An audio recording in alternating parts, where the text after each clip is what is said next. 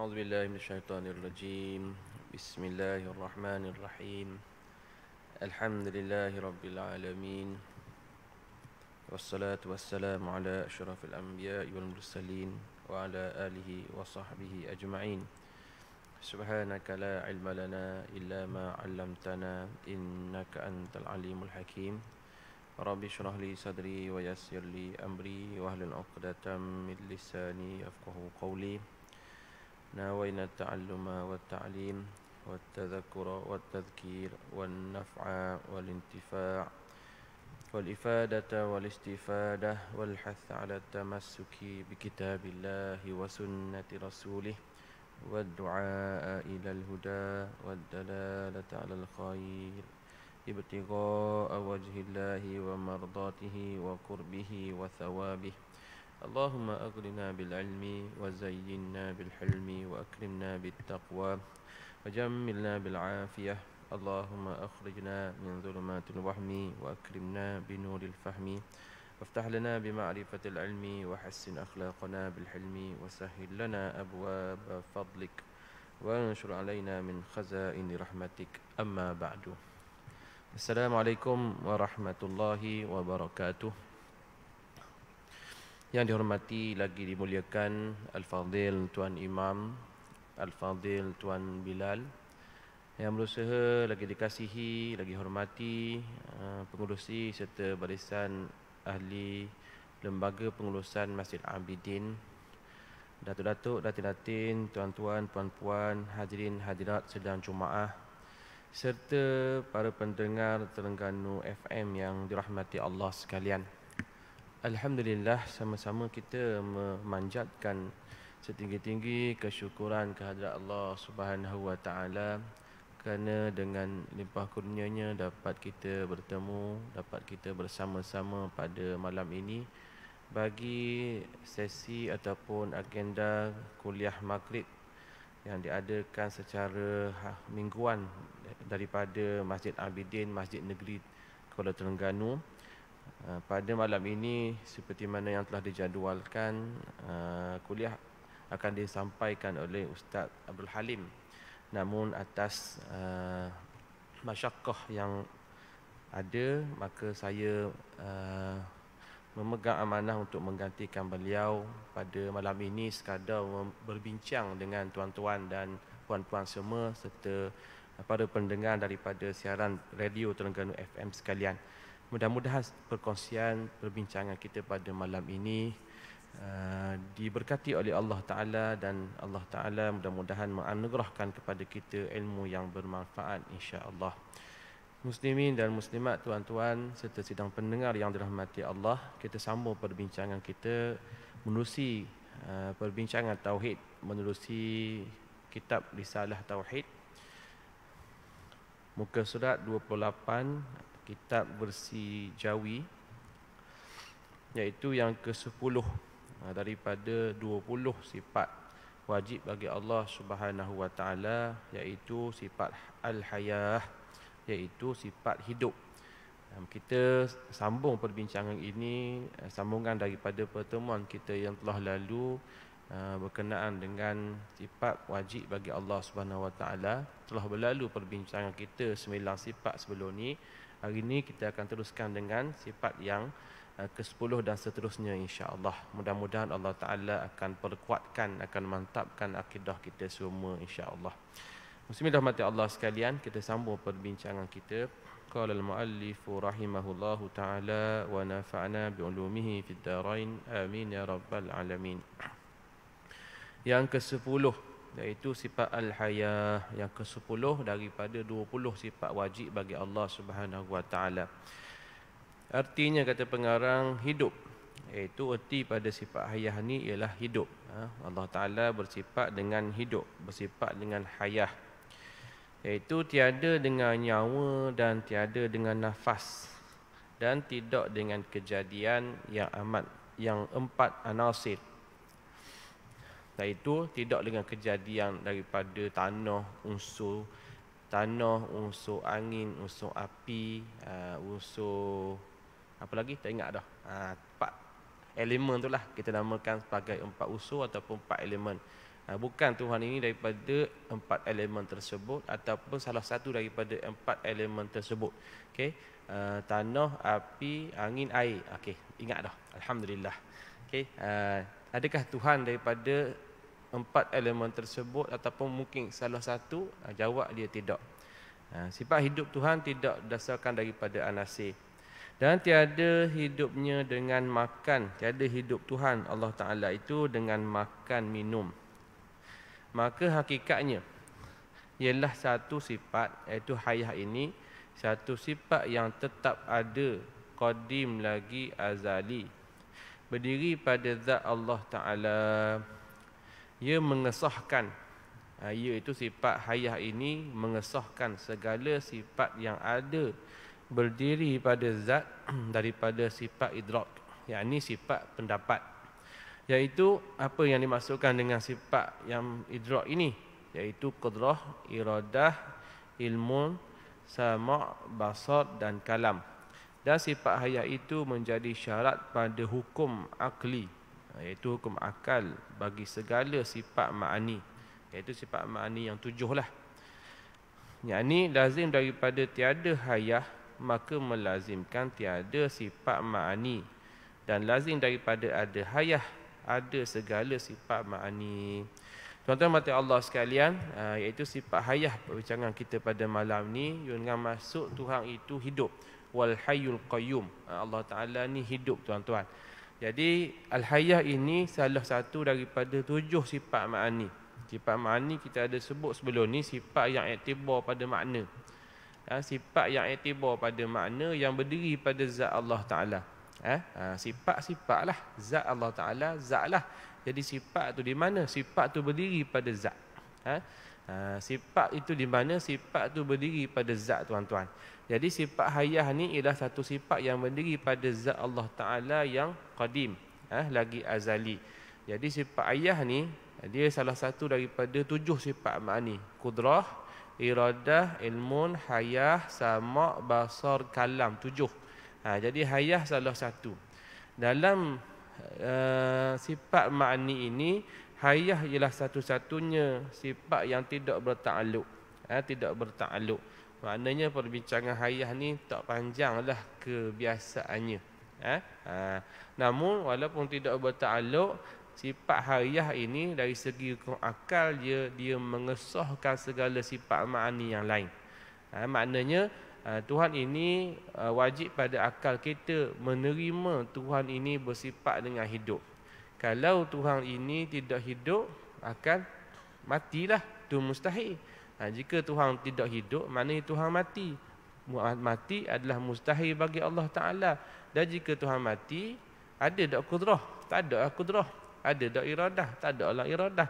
Ada tak ilmu? Tak ada lah ilmu. Sama' basar kalam semua akan tak ada. Jadi mustahil. Sebab sebelum ni kita dah belajar, mustahil Tuhan ini bersifat dengan lemah. Lazim, wajib akal kita menerima Tuhan bersifat dengan berkuasa.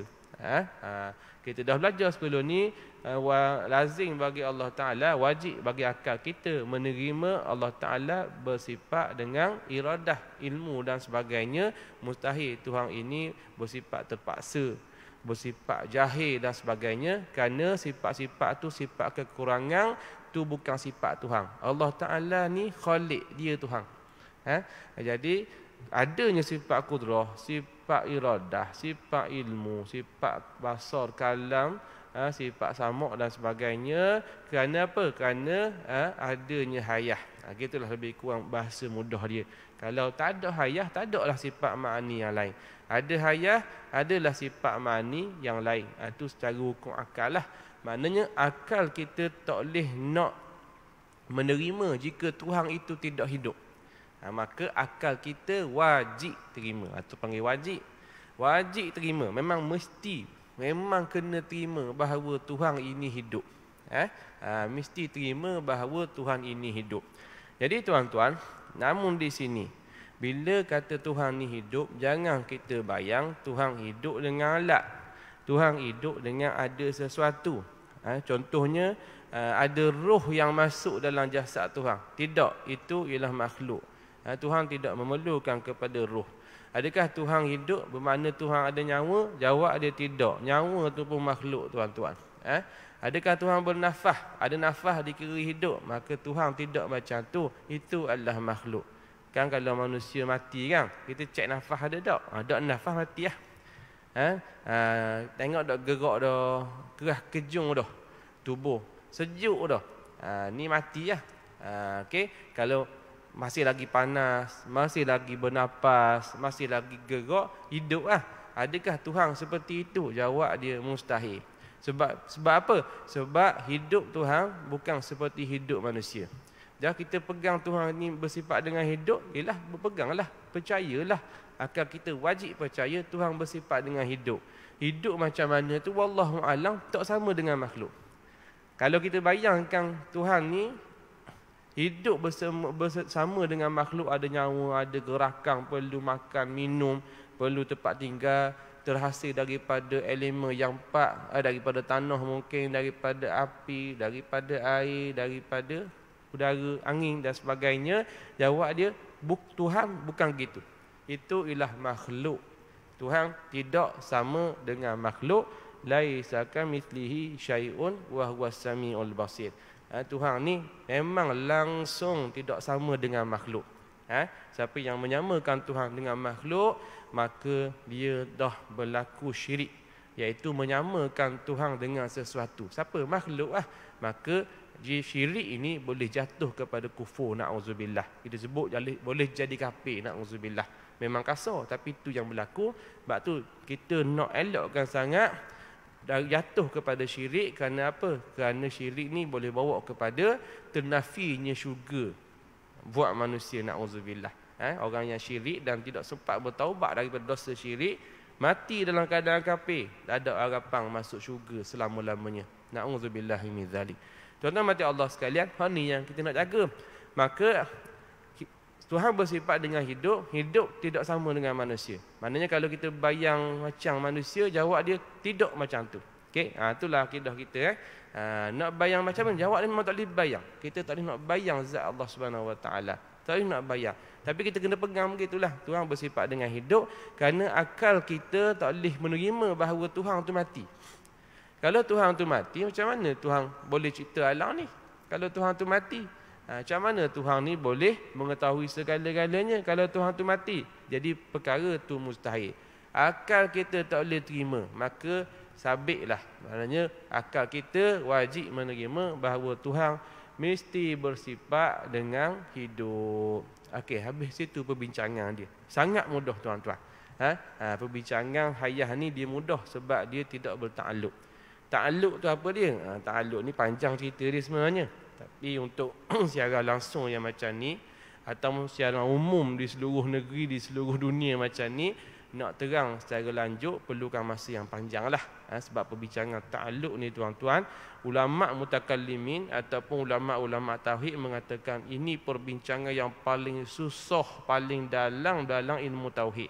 Maknanya kalau sekadar penyampaian umum begini, maka kita akan sentuh secara umum sahaja. Nak tahu lebih lanjut berkenaan dengan ta'alluq, kita kena buka waktu yang lain ataupun kena masuk ruang yang lain, cari pembelajaran khusus insya-Allah. Dan perbincangan ta'alluq ni dia termasuk dalam fardu kifayah. Pembelajaran akidah ialah fardu ain. Tapi perbincangan akidah yang detail, contohnya antaranya ta'alluq, dia adalah fardu kifayah tuan-tuan. Maka tak payah nak sok lah, ataupun tak payah nak rasa bersalah kalau tak faham ataupun tak belajar lagi berkenaan dengan ta'alluq. Kenapa? Kerana tak sampai masa lagi, ataupun bukan di ruang ini sebenarnya. InsyaAllah boleh nak dibincangkan, tapi bukan di ruang ini kerana terlalu umum dan perlukan banyak masa untuk huraian. Bincang sekerat-sekerat dia akan jadi keliru orang. Bukan koh terang, koh kabur. Dia bukan koh terang, dia koh kabur. Contohnya kalau kanta lah, kita pakai spek mata sebab nak nampak koh je lah. Tapi kalau lah letak banyak-banyak kanta tanpa kira ukur orang power berapa, tebal mana, okay? Mata tu boleh terima rabung ke tidak, tak check molek, bukan koh je lah, koh kabur. Padahal guna spek dah. Padahal guna kanta dah dekat spek tu, hak original punya. Jangan salahkan spek, jangan salahkan kantar. Salah kita kerana apa? Dok detail dalam nak pilih kantar mana yang sesuai, power berapa. Betul tak? Jadi berkenaan dengan ilmu tauhid ini, khususnya perbincangan ta'alluq ni tuan-tuan, dia kena perbincangan detail, sekerak-sekerak jadi kohor kabur, kohor bening. Jadi tuan-tuan, nak bagi tahu macam itulah secara umum je. Sifat hayah ni ialah salah satu daripada sifat ma'ani yang tidak ada ta'alluq. Tidak ada ta'alluq. Maknanya Allah Ta'ala bersifat dengan hidup, mustahil Allah Ta'ala bersifat dengan mati. Kalau Allah Ta'ala bersifat dengan mati, macam mana ada alam ni? Mesti Allah Ta'ala bersifat dengan hidup. Tu yang kita nampak alam ni, tu yang kita berada dalam alam ni, dan tu yang kita ada. Sebab Tuhan hidup lah. Kalau Tuhan mati, macam mana kita boleh ada? Dan kita ada tak? Ada lah. Maknanya Tuhan hidup. Dalam Quran apa sebut? Huwal hayyul qayyum, contohnya. Hayyul la yamut, contohnya. Banyaklah dalil-dalil yang lain. Dan kita berpegang. Akidah kita, akidah ahli sunnah wal jamaah, kita berpegang Tuhan itu bersifat dengan hidup. Okey. Selesai di situ berkenaan dengan sifat hayah. Muslimin dan muslimat, tuan-tuan, serta sidang pendengar yang dirahmati Allah. Yang ke-11 kata pengarang, sifat as-sam'u, iaitu sifat sama'. Apa maksud dia? Artinya mendengar. Allah Ta'ala bersifat dengan mendengar, dengan tiada telinga. Mendengar dengan tiada telinga.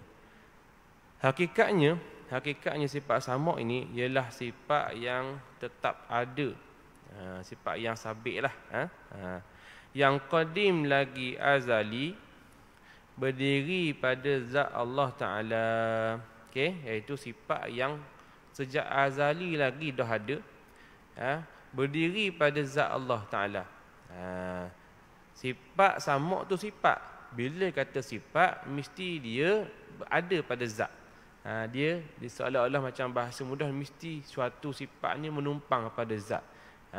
Zat ni dia berdiri sendiri. Sifat ni dia mesti gantung kepada orang, barulah dia boleh ada. Faham dah? Ni perbincangan sedikit ke arah sains lah, ataupun ke arah falsafah. Jadi kita kena jelaslah di sini, iaitu sama' ialah satu sifat yang ada, yang berdiri pada zat Allah Ta'ala. Sifat ni bila lagi ada, sama' ni sejak azali lagi dah ada. Sebelum makhluk ni ada, sebelum suara diciptakan, Tuhan dah maha mendengar. Dah sebelum ni tak ada suara, dah Tuhan tak dengar benda lah. Jawab dia, Tuhan bukan mendengar dengan suara. Faham tuan-tuan? Dulu contoh, sebelum alam diciptakan, sebelum iblis Azazil diciptakan, sebelum malaikat diciptakan, sebelum alam inilah diciptakan. Sebelum bunyi itu makhluk tak? Makhluk kan? Dia pun diciptakan. Bunyi itu pun diciptakan. Jadi sebelum bunyi diciptakan, dan Tuhan tak dengar benda lah. Jawab dia, Tuhan tidak mendengar dengan suara. Jadi Tuhan tidak mendengar dengan adanya bunyi. Tidak. Tak ada bunyi, Tuhan tak dengar. Ada bunyi, Tuhan dengar. Tidak. Itu makhluk tuan-tuan. Lepas tu Tuhan dengar macam mana? Jawab dia, Tuhan dengar secara makna saja. Bukan dengan alat, bukan dengan ada bunyi, bukan dengan ada suara. Tidak. Itu makhluk. Kalau begitu, kalau Tuhan dengar dengan bunyi, Tuhan dengar dengan suara, dah suara hati kita, Tuhan dengar tak? Tak dengar lah. Mustahil. Takkan Tuhan tak dengar suara hati? Kalau Tuhan tak dengar suara hati, maknanya lemah lah. Adakah Tuhan ni lemah? Sedangkan alam dia punya hebat Tuhan cipta. Tak munasabah Tuhan lemah. Dan Tuhan tak munasabah Tuhan tak mendengar. Kalau kita kata Tuhan mendengar dengan ada bunyi, maka suara hati tak ada bunyi, maka Tuhan tak dengar lah. Mustahil tuan-tuan. Jadi macam mana jawapan dia? Jawab dia, bukan dengan bunyi. Tuhan maha mendengar. Dan mendengar macam mana? Secara makna saja. Kita akan jelaskan tuan-tuan. Jangan pening lagi, sabar dulu. Baru masuk. Baru masuk. Dia tauhid ni dia mudah je tuan-tuan. Ilmu tauhid ni dia paling utama sekali. Dalam fardu ain, hierarki carta ilmu yang wajib belajar, dia atas sekali. Dia atas sekali, dan semua orang memang kena belajar.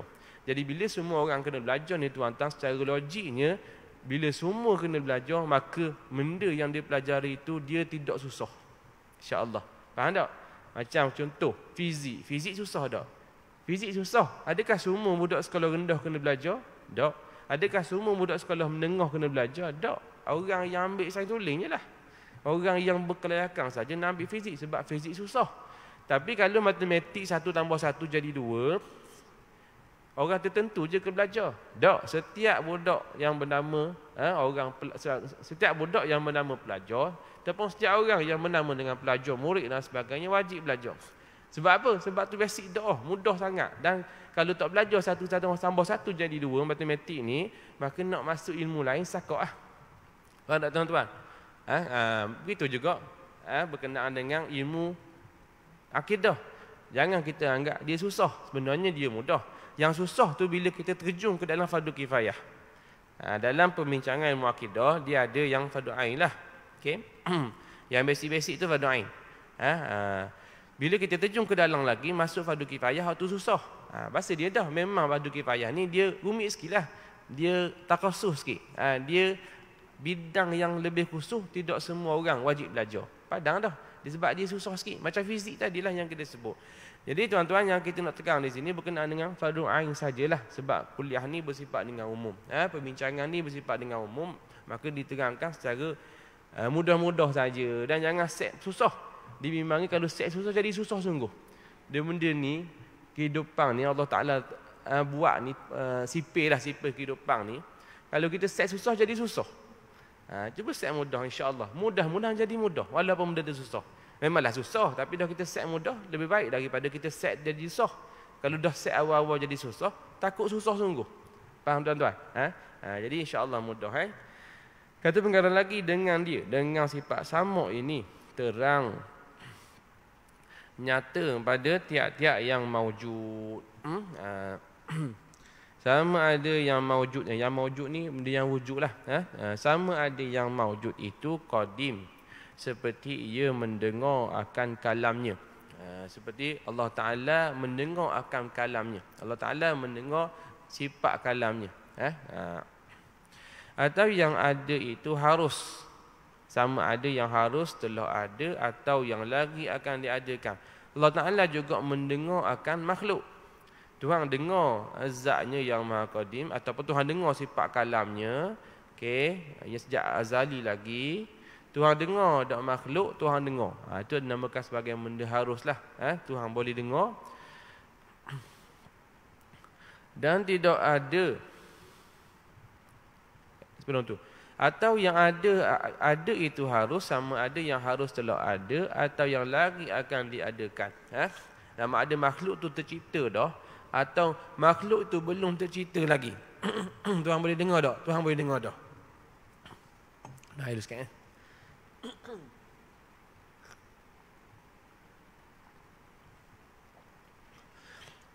Muslimin rahmati Allah sekalian. Setting balik. Lagi tune. Jadi makhluk ni ada yang dah ada yang belum ada. Jadi Tuhan dengar tak? Jawab dia, Tuhan dengar belaka. Tuhan dengar belaka. Tuhan boleh dengar tak tentang bunyi gegak komputer hari kiamat? Boleh, tak ada masalah. Tuhan boleh dengar tak suara saya sekarang? Boleh. Tuhan dengar tak suara hati tuan-tuan ada puan-puan sekarang? Dengar. Okey. Tuhan tahu tak niat kita semayang dia? Tuhan dengar. Jadi apa yang Tuhan tak dengar? Jawab dia, semua benda Tuhan dengar. Jadi ta'alluq dia ta'alluq inkishaf, terbuka. Maknanya tuan-tuan, kalau kita nak faham mudah, bahawa tidak ada halangan yang boleh menghalang daripada pendengaran Tuhan. Faham? Kalau kita contohnya, kalau orang tu duduk jauh, jarak menghalang. Dia duduk ujung Nuor, dekat mana? Kat Australia. Contohnya, dia sanggup panggil nama kita. Dengar tak agak-agak? Tak dengar. Sebab apa? Sebab jarak menghalang. Maknanya dihalang di sini, tak terbuka jalan untuk kita dengar. Contohnya, mudah kena faham gitulah perbincangan dia. Ataupun dia duduk di belah balik dinding, dia bercakap, kita dengar tak? Tak dengar. Okey, contoh, ada orang yang berbisik-bisik di sebelah, kita tak dengar kerana dinding menghalang. Okey, jadi terhalang pendengar itu kerana ada dinding tersebut. Maka adakah Allah Ta'ala mendengar dan ada sesuatu yang boleh menghalang daripada Tuhan tu dengar? Contohnya ada dinding yang terhalang, ataupun benda tu terlalu dalam di lubuk hati, atau jarak terlalu jauh, adakah benda tu boleh menghalang pendengar Allah Ta'ala? Jawab dia tidak sama sekali. Sebab apa? Sebab akal kita tak boleh dengar bahawa Tuhan ini bersifat dengan pekak ataupun tuli. Betul tak? Pekak tuli sama kan? Kalau salah betul mustahil Tuhan bersifat dengan tuli, kerana tuli ni ialah sifat lemah, sifat kurang. Asas akidah kita ialah Tuhan mesti bersifat dengan kesempurnaan. Langsung tidak boleh Tuhan bersifat dengan kekurangan. Itu tidak boleh kita mensabitkan Tuhan bersifat dengan kekurangan. Asas tuan-tuan, asas ilmu akidah kita ulang balik. Yang pertamanya, Tuhan ini tidak sama dengan makhluk. Mana kita rumuh-rumuh perbincangan sifat 20 ni tuan-tuan. Asas ilmu akidah macam inilah dinikahkan dengan ayat yang mudah lah. Tuhan pertamanya, kita belajar akidah ni, Tuhan tidak sama dengan makhluk. Langsung tidak sama dengan makhluk dan tidak sama dengan apa-apa pun. Okey, yang pertama. Yang kedua, Tuhan bersifat dengan kesempurnaan, mustahil Tuhan bersifat dengan kekurangan. Faham tuan-tuan Jadi tuli itu adalah sifat kurang ke sifat lebih? Sifat kurang. Maka mustahil bagi Allah Ta'ala bersifat dengan kurang. Kalau Tuhan kurang, maknanya Tuhan lemah. Kalau Tuhan lemah, macam mana dia boleh cipta alam? Dan alam ni ada tak? Ada lah. Dah kita ada. Adalah. Dah dicipta oleh Tuhan lemah. Mustahil. Okay? Jadi akal kita tak boleh menerima bahawa Tuhan bersifat dengan tuli. Itu secara hukum akalnya lah. Tapi perbincangan berkenaan dengan dalil bagi sifat sama, sifat basar, sifat kalam ini lebih kuat dalil daripada dalil naqli. Kalau ikutnya dia ada dua dalil, dalil akli, dalil akal, dan dalil naqli, dalil naqal. Dalil naqli daripada Quran hadis. Untuk sifat sama basar kalam, dalil naqli lebih kuat. Dalil naqli ni ada sebut tak? Adalah disebut dalam Quran hadis. Was-sami'ul basir. Innallaha sami'un basir. Sesungguhnya Allah Ta'ala bersifat dengan maha mendengar lagi maha melihat. Tuhan kata sendiri bahawa Tuhan maha mendengar. Jadi kita tanya, dah ada tak dalil mu kata Tuhan bersifat mendengar? Ada lah. Di mana? Innallaha sami'un basir ataupun huwas sami'ul alim. Tuhan maha mendengar lagi maha mengetahui. Dalil naqli lebih kuat di sini digunakan berbanding dengan dalil akli. Adalah sebab-sebab dia tu perbincangan yang panjang. Jadi kalau tanyalah apa dalil dia ustaz? Kita sebut di sini dalil pertama naqli dulu, iaitu innallaha sami'un basir. Sesungguhnya Allah Taala maha mendengar lagi maha melihat. Itu pertama. Dalil kedua, dalil akal yang kita sebut tadi, macam kita kata tadi lah, kalau Tuhan tak bersifat dengan mendengar, maka sabitlah Tuhan bersifat dengan tuli. Tuli ni sifat lemah, sifat kurang. Mustahil Tuhan yang mencipta alam ni bersifat dengan kurang, sedangkan alam ni punya hebat. Alam ni ada. Kalau Tuhan lemah, memang tak ada lah alam ni. Dah alam ni ada tak? Ada. Maka takkanlah Tuhan tu lemah. Mesti Tuhan ni lebih, mesti Tuhan ni sempurna. Maka sabitlah Tuhan mendengar bersifat dengan sempurna, iaitu antaranya maha mendengar. Faham tuan-tuan itu panggil dalil akli. Okey. Muslimin rahmati Allah sekalian, kata pengarang lagi dan tiada terdinding dengarnya itu dengan sebab jauh atau bising, dan sama ada bersuara atau tiada bersuara. Maka yang tiada suara seperti ia mendengar dirinya sendiri berkata-kata. Muslimin rahmati Allah sekalian. Jadi Allah Ta'ala ni dia mendengar apa? Dia mendengar segala yang mawujud, segala benda yang wujud. Jadi apa benda yang wujud? Iaitu zat Allah Ta'ala kan wujud. Sifat Allah Ta'ala kan wujud. Dan Tuhan dengar tak sifat kalam dia? Tuhan dengar. Macam mana Tuhan dengar? Wallahu alam lah. Sebab Tuhan dengar belaka.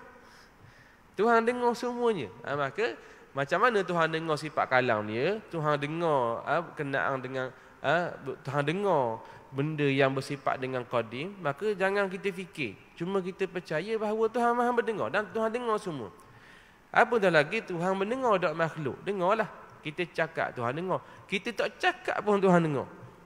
Faham tuan-tuan? Kita cakap kuat Tuhan dengar. Apa dah lagi kita cakap slow pun Tuhan dengar, apa tu lagi kita cakap kuat. Takut adalah orang kita ni dia buat jahat, dia kata jangan cakap kuat-kuat. Takut orang dengar. Kawan ni CV seorang lagi. Dia memang orang tak dengar. Tuhan dengar. Dah setok sekejap. Dan diakui benda tu. Diakui. Hak yang kita bisik pun, kita cakap slow pun Tuhan dengar. Takkanlah apa yang kita cakap kuat Tuhan tak dengar. Contoh saya menyampaikan kuliah di sini, berbincang dengan tuan-tuan dan puan-puan sekalian. Tuhan dengar tak apa yang saya cakap? Tuhan dengar. Cuma di sini tuan-tuan, kita kena ingat bahawa Tuhan dengar tak sama dengan makhluk dengar. Kita dengar dengan alat tuan-tuan. Kita dengar dengan alat. Maknanya kalau saya ni mendengar, kenapa saya boleh mendengar? Kerana ada alat iaitu telinga. Kita bayang, kalau kita kata orang tu boleh dengar, kita akan bayang dia ada telinga, betul tak? Kalau kita nampak orang tak ada telinga, kita kata, dia tak dengar ke? Nampak tak ada terus telinga. Leser, tahu istilah dia. Dia kosong. Tak ada lubang pun tak ada. Dia jadi kosong sini. Jadi sebeng dia tu labuh. Sebab telinga tak ada, kena kerak lah. Ataupun mungkin lahir-lahir tu memang tak ada telinga, tak ada lubang. Jadi dari jauh kita tengok, dia ni tak dengar ke? Sebab apa kita boleh tuduh dia tak dengar?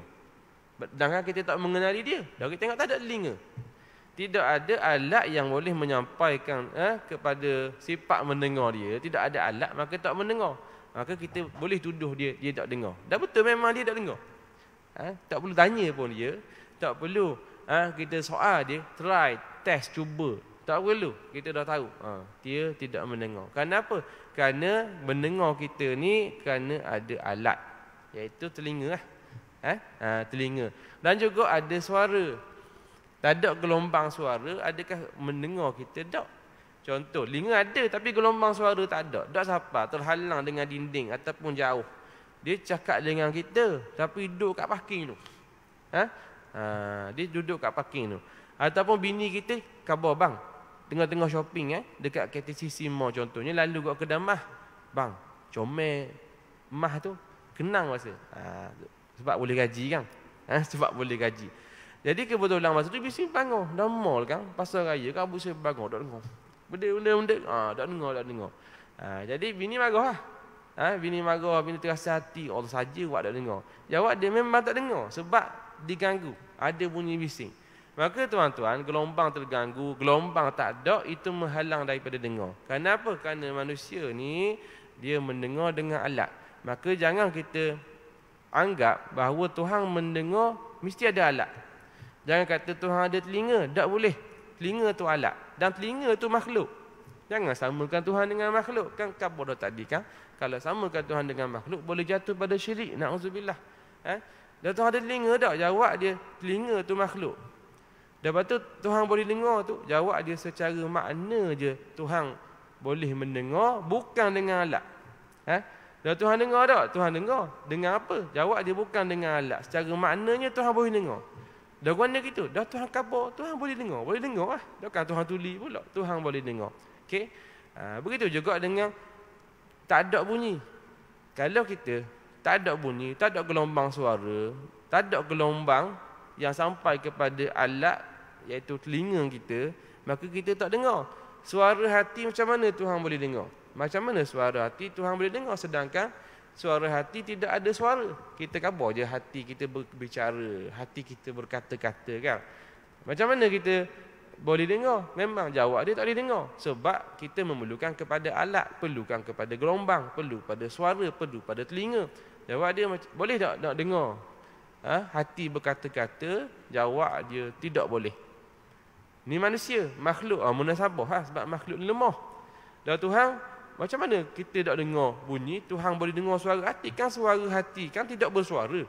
Hati berkata-kata dengan tanpa suara, tanpa bunyi. Macam mana Tuhan boleh dengar? Jawab dia, Tuhan tak mendengar melalui perantaraan bunyi pun, melalui perantaraan suara pun.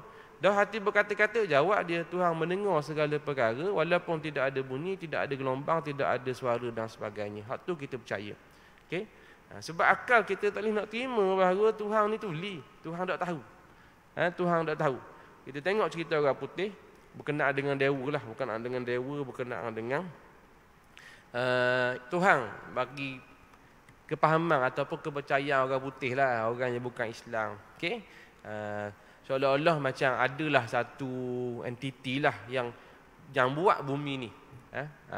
Okey. Cerita ni diharamkan di Malaysia, tapi kita baca sinopsis dia lah. Cerita ni diharamkan di Malaysia sebab bahayalah untuk akidah. Dia seolah-olah macam bumi ni dibuat oleh satu entiti besar lah. Entiti besar ni yang mana dia buat dan dia nak hancurkan bumi ni. Jadi dia hantarlah berapa orang pahlawan lah untuk merealisasikan hasrat yang buat bumi ni. Okey? Seolah-olah macam Tuhan lah bagi dia. Lebih kurang gitulah. Lepas tu 10 orang, berapa orang yang dihantar ni, tugas dia untuk merealisasikan hasrat ni. Lah kali sayang ke bumi, nak lawan mula Tuhan. Jadi berpakat, berkomplot sehingga Tuhan tu tak tahu. Boleh lawan semula. Jawab dia pelik. Kenapa? Kerana takkanlah dia pakat suara hati bincang slow-slow, Tuhan tak dengar. Last sekali boleh lawan Tuhan. Bila boleh lawan Tuhan, maknanya Tuhan yang digambarkan tu, Tuhan tu darah cetong lah. Faham darah cetong? Bukan darah cetong, darah banyak cetong. Sehingga adalah dia buat bumi, sehingga boleh lawan dengan makhluk yang dia buat, dia ciptakan. Tak munasabah begitu. Kalau gitu tahu dah dari awal bahawa dia tak ada upaya nak mencipta bumi, sehingga boleh dilawan oleh makhluk yang dia cipta sendiri. Kan tak munasabah. Jadi tuan-tuan, tu bukan akidah kita. Nak beritahu di sini contoh je. Tu bukan akidah kita. Akidah kita ialah Tuhan mesti bersifat dengan sempurna. Tuhan mesti bersifat dengan kamalat, tuan-tuan. Jadi tak munasabah Tuhan tak dengar suara hati, tak dengar suara bisi, tak dengar sesuatu yang tidak bersuara, tidak berbunyi. Mustahil, tuan-tuan. Dah, Tuhan dengar apa? Jawab dia, segala perkara yang wujud Tuhan dengar. Faham, tuan-tuan? Bukan seperti manusia yang memang terhad. Bukan seperti manusia yang memang dia kurang kemampuan. Boleh kata manusia ni memang lemah segala-galanya lah. Kenapa? Itulah sifat makhluk.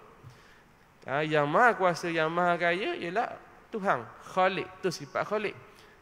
Jadi kalau manusia ni lemah, itu munasabah dengan sifat makhluk. Manusia ni tak boleh dengar kalau jauh, munasabah dengan sifat makhluk. Tak boleh dengar suara hati orang. Tak boleh dengar suara hati. Jawab dia munasabah sebab makhluk. Tapi kalau Khalik bersifat gitu, mustahil. Akal kita tak boleh terima. Sebab alam ni punya hebat, Tuhan boleh cerita, dan Tuhan tu lemah. Faham, tuan-tuan? Muslimin dan muslimat, tuan-tuan mata Allah sekalian.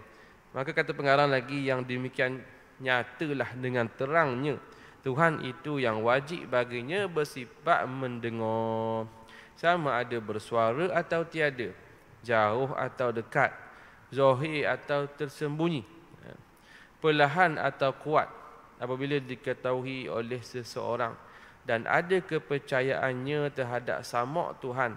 Bagaimana yang tersebut itu, tetaplah kepercayaannya itu membangkitkan semangat dan perasaan melakukan tutur kata mengikut kepercayaannya.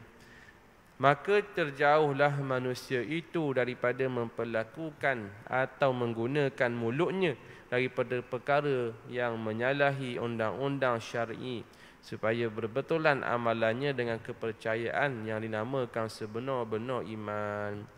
Muslimin dan muslimat, tuan-tuan serta sidang pendengar yang dirahmati Allah. Jadi, hari ni kita masuk ilmu tasawuf sikit. Sebab itulah kalau nak belajar tasawuf, jangan lupa belajar akidah.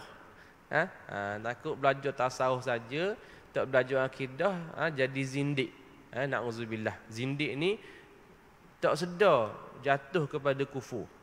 Dia kufur dalam keadaan tak sedar, berat lagi, sesat dalam cahaya. Kalaulah orang tu kafir, dia tahu dia kafir, dan kita pun tahu dia kafir, kita boleh dakwah dia. Kalau orang tu zindik, dia tak tahu, kadang-kadang kita pun tak tahu. Sedangkan dia tu kafir, dalam keadaan benda tu tak tahu. Na'udzubillah. Jadi nak belajar tasawuf, jangan lupa belajar sekali dengan akidah, sebab dia saling berkaitan. Contohnya apa? Disebut di pengarang di sini, iaitu contoh Tuhan ni dia dengar semua perkara. Itu yang kita percaya, itu yang kita pegang. Baik, kalau ada orang tu dia nak mengupak, walaupun cara perlahan, walaupun dia ni tak di hadapan orang ramai, dia percaya bahawa Tuhan dengar. Agak-agak dia mengupak tak? Dia akan takut. Mungkin dia mengupak juga, tapi kurang-kurang dia takut. Tak apalah, ada orang yang ngupak sedap. Membawang tu sedap tuan-tuan. Jadi ngupak juga. Tapi sekurang-kurangnya dalam keadaan sakut. Tapi ada setengah orang yang mana, kalau cakap, Tuhan dengar walaupun tak ada orang, Tuhan dengar juga. Maka, dosa tu tak dosa. Tak boleh nak mengelak dah. Tak berani malahan nak ngupak. Malahan cara, malahan nak kata ke orang. Begitu juga dengan suuzon, tuan-tuan. Ijtanibu katsiran minadh-dhanni. Wahai orang beriman, ya ayyuhallazina amanu ijtanibu katsiran minadh-dhann. Inna ba'dadh-dhanni itsm. Wahai orang beriman, banyaklah kamu ini mengelak daripada zan, sangkaan, syak wasangka.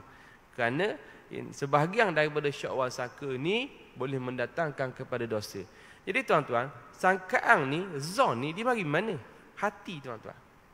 Jadi kalau kita nak khabar orang, jawab ni memang orang tak akan tahu. Jadi kenapa pula kita nak kena kawal benda tu? Sebab apa? Sebab kita ada kepercayaan bahawa Tuhan tahu kita berwasangka dengan orang.